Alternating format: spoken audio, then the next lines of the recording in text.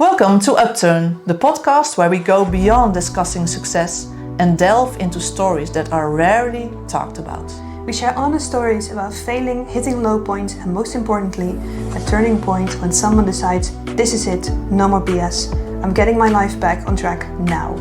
So get inspired by authentic voices who choose to climb back up when life knocked them down.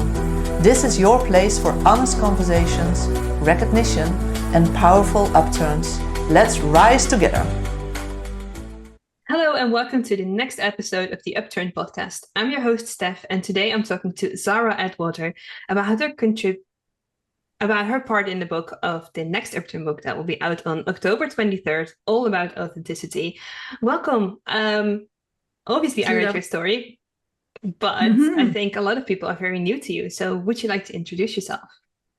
Sure. So I refer to myself as a relationship development coach, but it's really about developing that relationship with yourself. So that self-leadership aspect, right? Because I really believe that we're all leaders. We lead ourselves every single day. And so I'm all about helping people become self-leaders. Oh, that's beautiful. I think that's really important for a lot of people because I think society at the moment is trying to pull you away from that. Bring in sort of like as long as you fit with the crowd, you're good, and that doesn't really focus on self-leadership. Yeah, there's a kind of comparison I think that goes on, with us scrolling on social media, and there's this constant kind of evaluating ourselves by what we're seeing in others, and it creates this sense of lack or this sense of we're missing out or that we should be something that we're not. And that yearning, that lacking, that missing, whatever it is what creates a void between who we are and what we're wanting or expecting ourselves to be. And so I constantly help people to bring awareness to bringing it back to what's important to you, how are you showing up, and developing that relationship, which is the one that you're going to have with yourself for your entire life. People are going to come and go. And so, it's about developing that inner relationship, and it's easy to kind of call it self-leadership. So self-leadership experts may we all be. Yeah. So I've read your piece, and that was a very big journey for you as well. Can you talk us a little bit through that? Yeah. So I kind of sum it up where like I said, I mean, I'm coaching different leaders in confidence and in communication, but I've spent these last 3 years traveling around Australia in a motorhome that I built myself. I did it by myself. And, it wasn't because I'm fearless. It wasn't because I've got some superpower. It was actually because I realized I was stuck. I was really stuck. Stuck in self-doubt, stuck in waiting to be ready, waiting for that perfectionism, waiting to feel like I needed to be somebody that I really wasn't, and just putting off a life that that I wasn't. I was just putting off a life that I really wanted. And so I decided in the midst of COVID that I would build this van. And I've spent several years in my youth traveling around and chasing eclipses, solar eclipses, total eclipses. And so, I decided where is the next eclipse happening? And as it happened, it was in Australia. So I didn't have to fly anywhere, which was great because we couldn't fly because of COVID. And so I bought the secondhand van, and that got me out of that stuck feeling. I think when COVID hit, the walls really started closing in even more. And so it was about, making that realization that I just don't want to be stuck in a life that I wasn't happy with. So that was the real driver. Um, but prior to that, I had ended a relationship that wasn't very healthy. But I don't want to spoiler alert for anybody that wants to read the book in the first place. So I'll let you find that out. But yeah, the drive was really to just kind of go, okay, I'm going to go and see this eclipse, and I didn't have any preconceived ideas about what that would be on the road, being on the road and driving there, and just the concept of how massive Australia is as a landform. It's huge, right? It's huge. So yeah, I really hadn't thought through things. It was just, okay, I'm going to drive 3 or 4 hours today and get to this town and have a look on my map, and oh, that's the town. Okay. And just kept on going, and just kept on doing it. So yeah, there wasn't any really preconceived ideas. And in hindsight, that was the gold for me, because I had, in retrospect, realized most of my working life prior to that was about having goals, meeting expectations, having everything planned, essentially trying to control outcomes and being, the winner, being on top. And here I was thrust into a situation where I had no idea what the next town would look like, or, whether it would be overrun with bikie gangs, or whether there was going to be fires or floods, or, no idea. There was one town which you probably may or may not have heard of, called Lismore. And the year before I started the travel, it was just before COVID, I think. They had 18 meters flooding. The whole town went underwater, 18 meters. Oh, wow. So much so that there were cows on the roofs of houses, because the whole town had flooded. I mean, just the concept, or grasping that amount of water. And I had driven up the East Coast before I did the full lap, and visited friends that were in that town, and you could still see the water line on the marks of the houses, and just how much it had really impacted the entire community. Not just once, but twice. I think it ended up being 3 times in as many months. The whole town flooded from these flash floodings. So yeah, so floodings and fires and all of that's very real. And traveling in the van, like I had internet, sporadic, but I had internet. But I didn't really have a TV. I wasn't really connected with the newspapers or plugged into the news items of what was happening. So I genuinely didn't know if I was going to be going into a flood zone or a fire or something. And I think that kind of brought with it this acceptance of the unknown. I wasn't trying to control the outcome. And with it, that kind of childlike curiosity that is just looking with wonder and joy at the world, and just rolling with the punches when things happen. And things did happen. There were some crazy things that happened. Yeah, one of them you mentioned in the book, that you actually fell and you had to be airlifted out. That's one wild adventure. Oh my gosh, that was so crazy. It was in the Carragini National Park, which is spectacular. It has to be one of the most incredible places on the earth. It's just beautiful. There's these beautiful red rocks escarpment with kind of marbleized lining going through them. It's just beautiful, beautiful red rock. And they go down in like steep side, go down into these huge, beautiful watering holes, which are just clear blue, beautiful water. There's no crocodiles in there, and you can go and swim. And as the water is kind of cascading over the rock formation, because it's so hot, you get these beautiful warm waterfalls that you can just lie in. It's just amazing, exquisite place. And so I had gone and had a swim one day, and back at the campsite that night, some friends had said, oh, you should go and do this trek around the rim of the gorge. So you can go all the way around, and then you can come down into the gorge itself and go for a swim. So I was like, okay, I'll do that the next day. So I had some prawn dumplings that had been in my little freezer, and I had started to defrost them, putting them on the back seat, thinking I'll be back for lunchtime. I had a book with me, some water. I didn't have my wallet, no need to carry any money or anything on me. I just had my phone, and yeah, I think a flask of water and a book. And I had my swimming costume on and I just went off.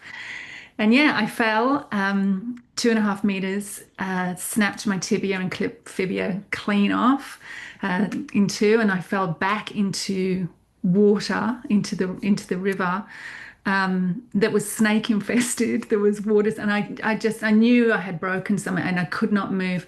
There was no signal. I was so remote, and just started screaming and screaming until someone heard me. And then when they heard me, they had to hike. It was probably about half an hour. They would have had to hike to the top of the gorge to get a signal so that they could contact somebody.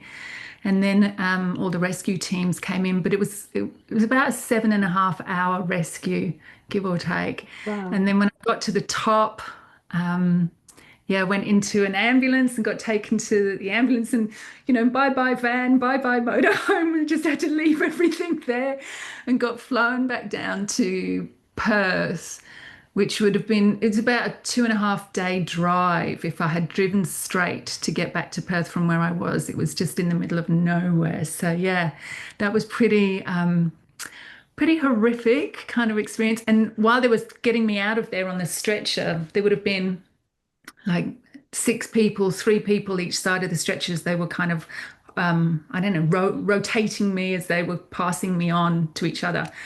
And at one point, a death adder snake, I don't know if you're familiar with these snakes, went underneath the stretcher and was going up the leg of one of the rangers. And all I could hear was, "Don't drop her, don't drop her," because they were holding on to me at the time. So yeah, so the death adder had to be dealt with underneath the stretcher. So yeah, it was I made the newspapers for all the wrong reasons as well at that point. Oh, yeah. So how did that impact your journey? Because you were on a journey embracing the unknown, and this was kind of stalling and also really having to embrace the uncertainty and the unknown. So I was really lucky. If breaking a leg, and that whole, isn't it a Dutch saying to say go break a leg? Isn't that a Dutch saying? Yeah, it is. Yeah. So I literally did that. So I did have a tick. I'd managed to do that. But the whole point of me doing the trip was to get to see the eclipse. And luckily, I had been to see the eclipse. The eclipse had happened in April, and I was coming out of that peninsula, that part, and had decided to come inland into the gorge to see that before going back. And so, yeah, it was after the eclipse. I had seen that, and then I got flown back down to Perth. And yeah, as luck would have it, I managed to get a house sit booking, where I was looking after 2 cats for 3 months. And it was the most beautiful, amazing house in Perth. And these cats were stunning, just gorgeous, gorgeous cats that were housebound, so they weren't allowed out. So basically all I had to do is look after the cat litter and have lots of cuddles and convalesce. And when I managed to... Sounds perfect. It was perfect. It was absolutely perfect, because there's no way I would have been able to live in the van. There's absolutely no way. So when I got out of hospital, I stayed with a friend for a couple of weeks before the house sit start, and then turned up on the door with the crutches and was like, "Oops, I hope I can still look after the cats."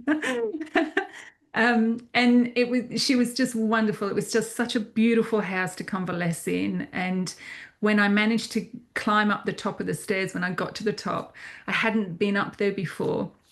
There was a whole in-house gymnasium, a treadmill, some TRX cables, some, a Swiss ball, all of this stuff for me to actually rehab in. So I managed to learn how to walk again in this house. It was just perfect on so many different levels. It was great. So yeah, really, really, really looked after. But then just to tie that up, when I actually managed to get walking again and get back on route, I decided I'm going to keep going. I'm going to go back and do the full lap, and decided to go back into the Carragini to just go and see the rangers, because they saved my life effectively. I mean, the work that they did. So I wanted to buy a big case of beer.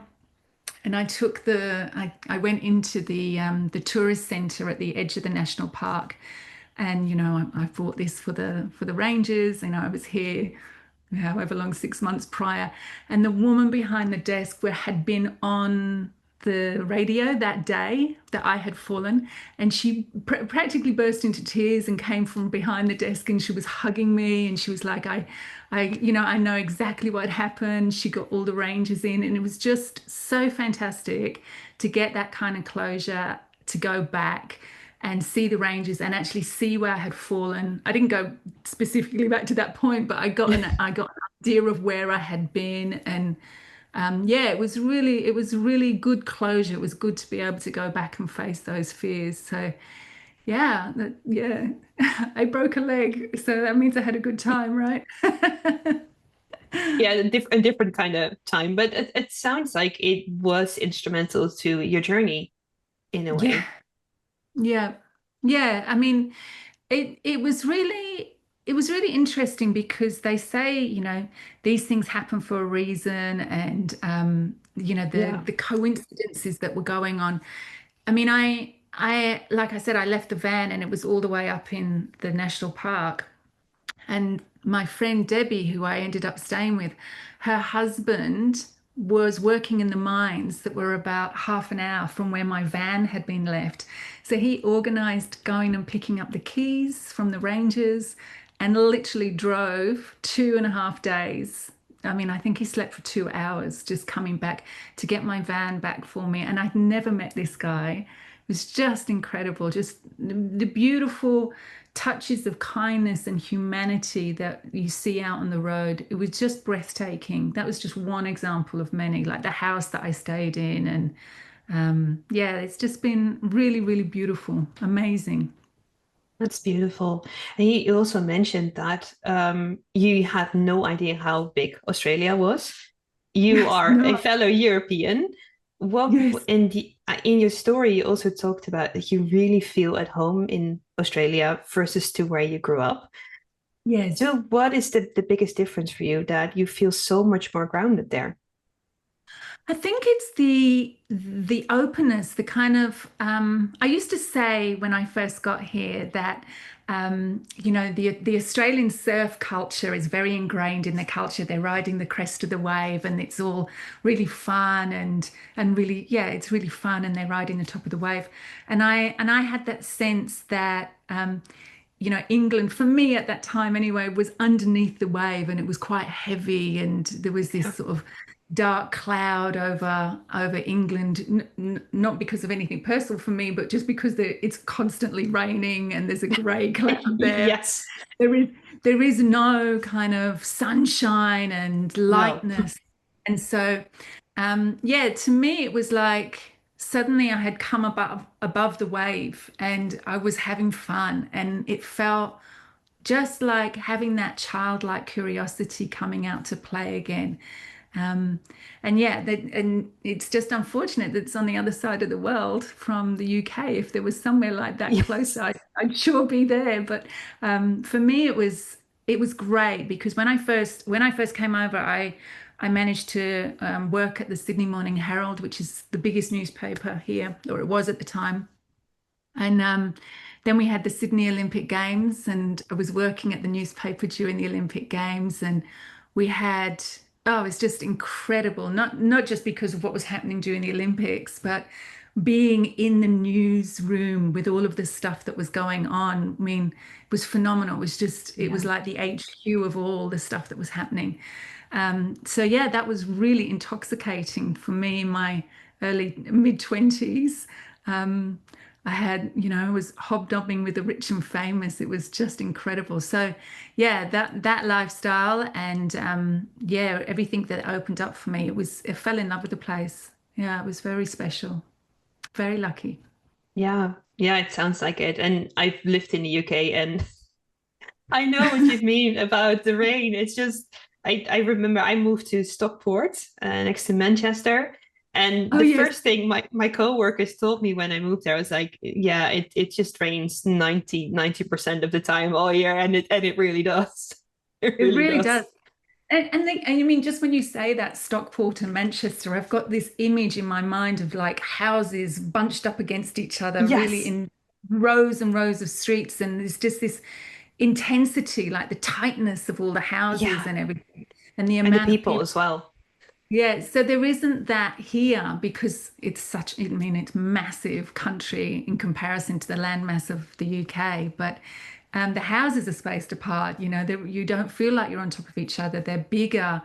Yeah, it's just very, very different lifestyle. Yeah, I can imagine so. And when I read your piece, one of the things that stood out to me, and it's in the very first part of the story, where you talk about heartbeats as a currency. And I thought that Mm. was so beautiful. Maybe you can talk a little bit about that. Yeah. So I often start my interviews by, or end the interview, should I say, sorry, about thank you for sharing your heartbeats with me. It's an honor to share them because we can't get these heartbeats back. They are the greatest currency we have when all is said and done. And I think it's super important that we choose wisely what we're spending them on because it's not about money, it's not about the possessions that we have, it's about time, and we only have so much time here. And that really impacted me because as a child I lost my mother at a very early age. And so there's a real sense of our own mortality, that not that there's an urgency to live life, but that it's a gift, and something not to be wasted. And experientially, that's the best that we can do, is just to have the experiences, because those memories are, we can take them with us, but we can't take anything else. So it's a correlation between time and heartbeats. And so, we're having a conversation now. You're giving me your heartbeats in this moment, and I don't take that lightly. And your listeners will be giving their heartbeats to listen to this as well. And that's a beautiful thing to be sharing with each other and recognize that commonality that we have in this moment that connects us. And so, yeah, the idea of heartbeats as a currency is something very important to me, special place in my heart. Yeah, and I love that what it did for me when I read it. Usually people ask me, so what do you want to do? And it just feels like um it's a very harsh question. So there's a very you either choose this or you choose this.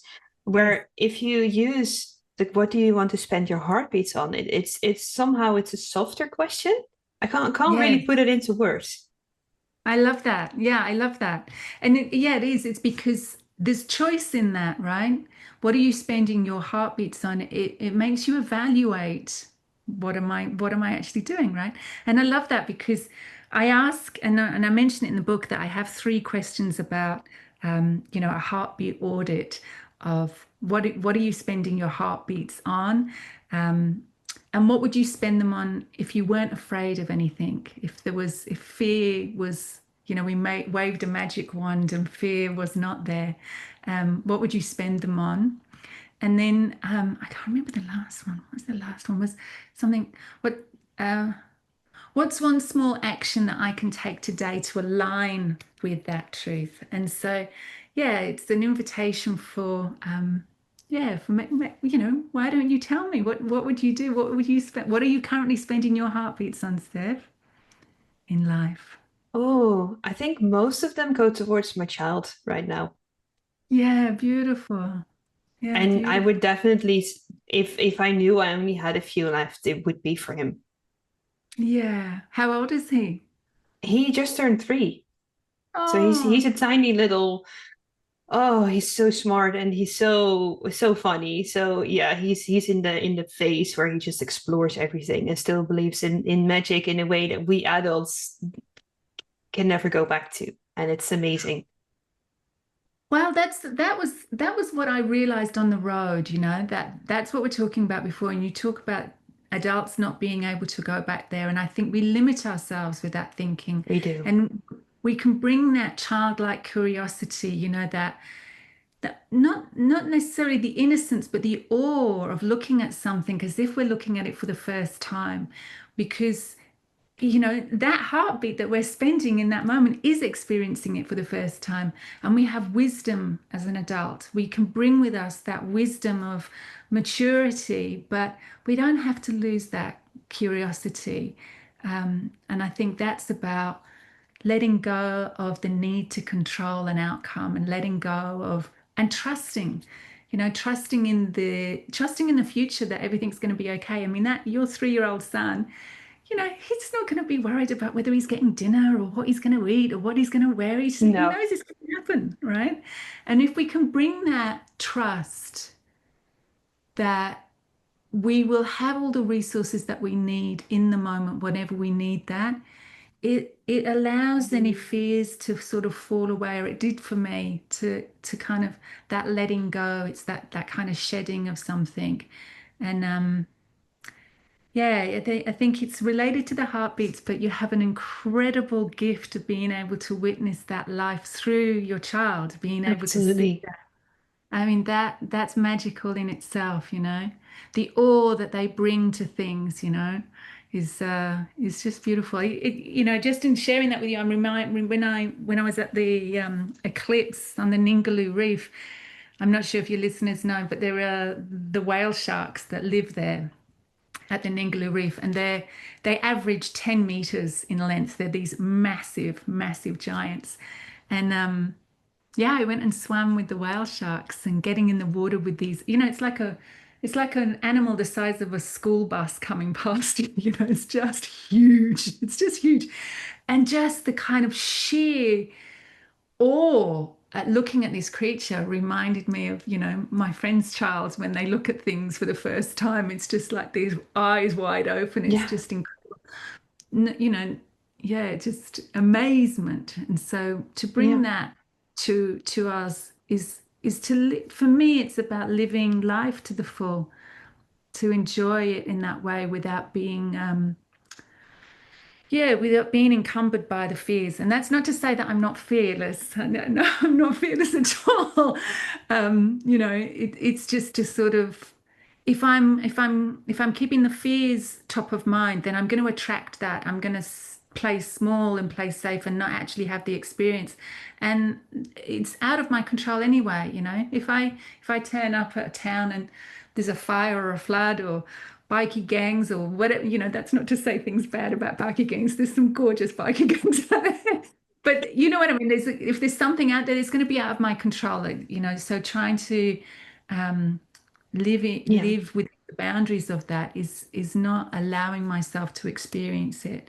And when stuff happens, and stuff does happen, you just move on, just get out of there, and have van, will travel, can move, and that's what I would do. And there Is was that only also, sorry. no, all I was going to say, there was only one place that I got stuck in that I could not leave.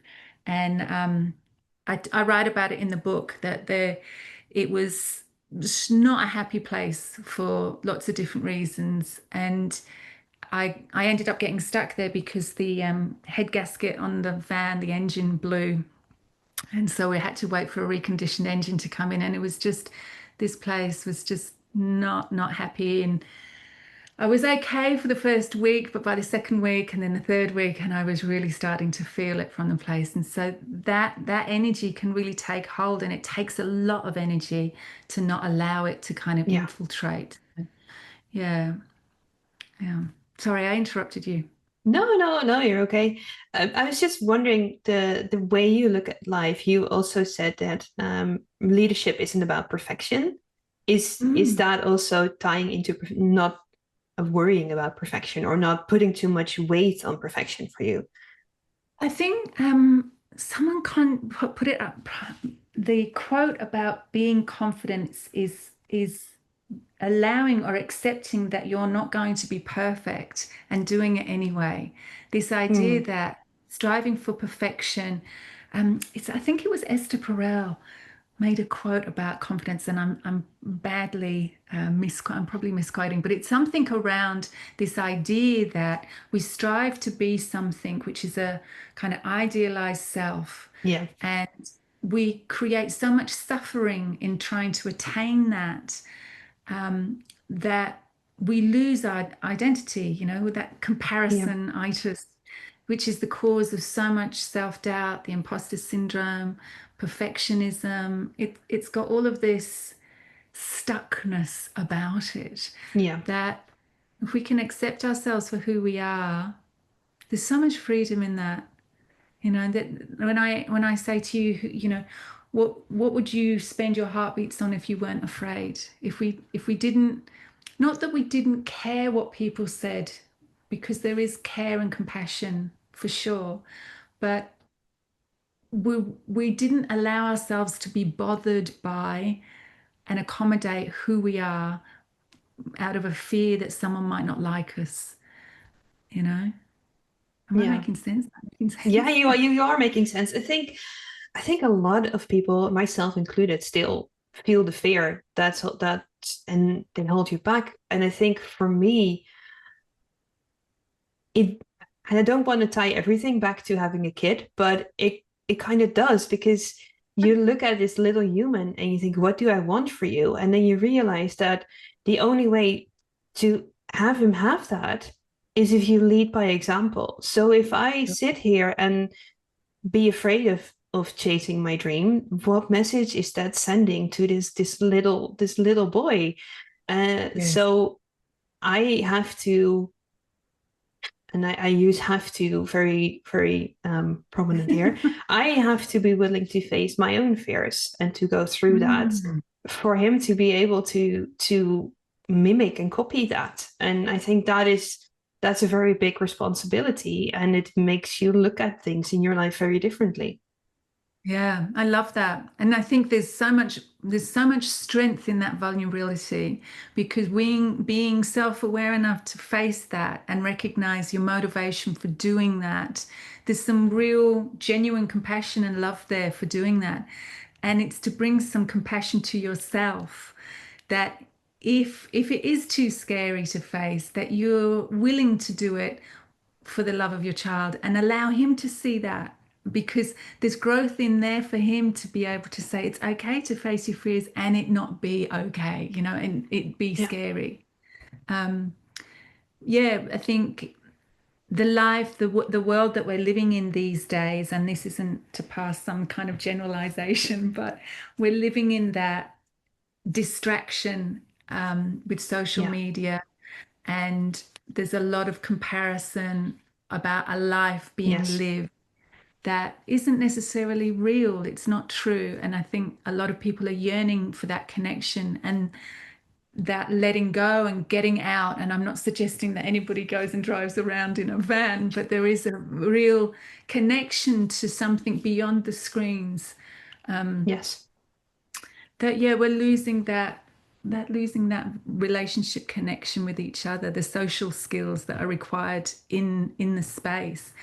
But maybe, you know, again, that's maybe a hangover from a life that you and I have lived, and the next generation are embracing something completely different. I hope that it's as enriching as the life that I've just been experiencing on the road, you know, that it's going to probably be very different, one that I can't even begin to fathom or imagine at this stage. But it's definitely it's definitely causing, you know, the stats are out there that there's more mental health, there's more mental illness. People are Yeah. feeling more isolated and alone in silos in their house, just communicating through the computer or on their phones. And Yeah. so I think that that's real, that we're losing those social skills, the ability to relate to each other. Yeah. I don't know. I might be showing my age here, but you know, when I was at school, if there was a boy that liked me and he had to phone the house, there was no way of Oh, that's terrifying. terrifying. They would, you know, the parents would pick up the phone, and then it would be all afterwards. I'd be getting a grilling. Who was that? Tell me all about him. And I'm, oh God, there's no secrecy. Or having the phone on a long cable where you'd run into another room to try and talk. Yes. That those skills, right? Those skills of phoning and having to speak to the parent, and it Yes. it generates that kind of yeah, there's a kind of social skills required. You know, these days, I know with my friends' children, they'll send quite scathing messages to people without any recourse. There's anonymity. They don't know, Yeah. you know, where that's come from. There isn't the kind of taking responsibility for I've said something mean to somebody, and the impact that has. And I think there's this real disconnect between relationships. Yeah, I agree. I don't know how we've gotten onto that subject, but that, this No, is, it's important. I do notice a shift though. I feel that there's a split happening where one point is, especially if you look at people who are entrepreneurs, solo entrepreneurs, that one part is going into the direction of everything I create goes through AI. And I'm not speaking out against AI, but I did notice a shift in people who go that route, that it feels more disconnected. And there's another split going that there's some people who are going more from the heart and actually creating everything themselves. And I think, I'm not really sure where I'm going with this, but I did notice the split. And I do think that the people who are putting their heart and souls into it have a different level of commitment to that, because they're actively seeking out those connections that you're talking about. Yeah. Yeah, and I think, well, look, we're on the forefront of something that we've never, as humanity, we've never experienced another entity being more intelligent than us, and we are now. I mean, it's no getting around it. AI is definitely more intelligent than us at the moment. And that's going to get exponentially better and better. They're going to get more and more educated in that space. So it's already happened. There's nothing we can do to change that now. And I think in answer to your question about, the AI being regurgitated, someone was explaining it to me like, do you remember the old fax machines? Oh, yes. And so maybe it's in the like bump, but yes. You're taking a fax or a photocopy of some copy, and then a photocopy of that, and then a photocopy of that, and it becomes the point where you can't read it anymore, right? And so they're saying that's what's happening with AI when people are only putting the content from AI into AI. It's going to just regurgitate it like a photocopy on a photocopy on a photocopy. It's not getting any fresh input in. And so we need to still, human content, AI, human content, we need to kind of sandwich that for now, but maybe that's going to be very different. I'd like I say, it's growing at such an exponential rate. I don't know what that world looks like for, the next generation, your son. I don't know. It's growing so quickly. We just don't know. It could be a utopian world where it could be AI, everything is done for us. Even in that world, leadership's still important. Knowing what you want to spend your time, your heartbeats, your love, your passion on is still important, that you have that very clear. Sure. Yeah, for sure. I think what will, let's say all our basic needs are being met. There's a talk about, is it UBI, the universal base income, a UBI? Yes. That we all get a universal base income that, so we all are generating, or we all have the same amount of money, and AI is building everything, does everything for us. So we go over the tipping point where all the billionaires are okay with just being on a UBI, and let's assume a utopian world is there for us. So, if you wanted to have a Ferrari and I wanted a Tesla, we could get that because it's all being built by AI. And so there isn't really any need for anything anymore because it's all being done. So what happens is we shift from going to a job or having our identity wrapped up in a job to what do we actually want as human beings? What is giving us purpose and meaning? And I really believe that it comes back to service and being there for each other and creating a very utopian kind of world where our very existence takes on a different meaning altogether that we haven't experienced and we're on the brink of potentially. But I also think that it's going to be very difficult for a little while before that tipping point occurs. Yeah, I completely agree with that.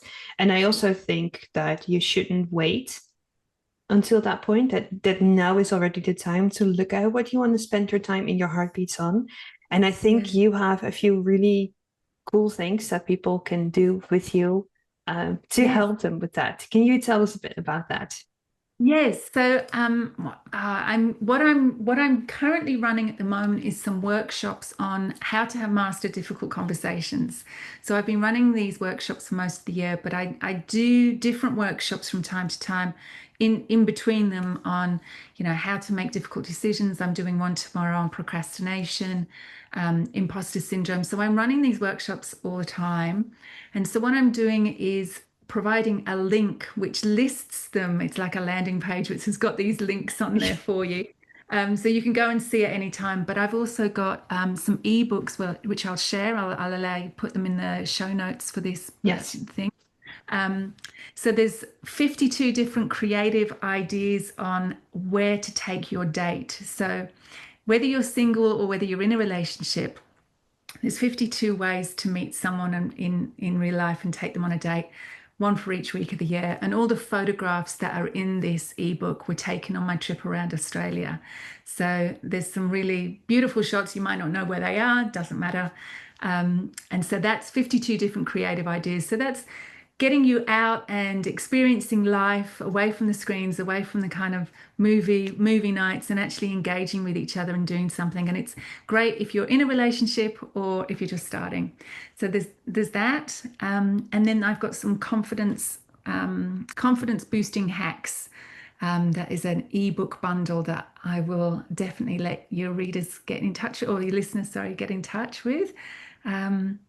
So yes, there's some real confidence hacks that actually work to boost your confidence and help you just break free of the ruminating and getting out of your headspace. So yeah, so some workshops and some ebooks. That sounds perfect. A little something for everyone. Yeah. We'll, of course, link everything in the show notes. And I just want to say thank you so much for this interview. It's been a joy to spend this time with you. Yeah, And I really hope I really hope it's been really helpful for everyone else. So thank you so much. Yeah, thank you. And like I said, thank you for spending your heartbeats with me. It's been an absolute pleasure. Thank you so much. So you just heard Sarah's beautiful story. And the first time I read her story, because I started with reading her part for the Upturn book, in the very first part, she mentioned that your heartbeats are limited.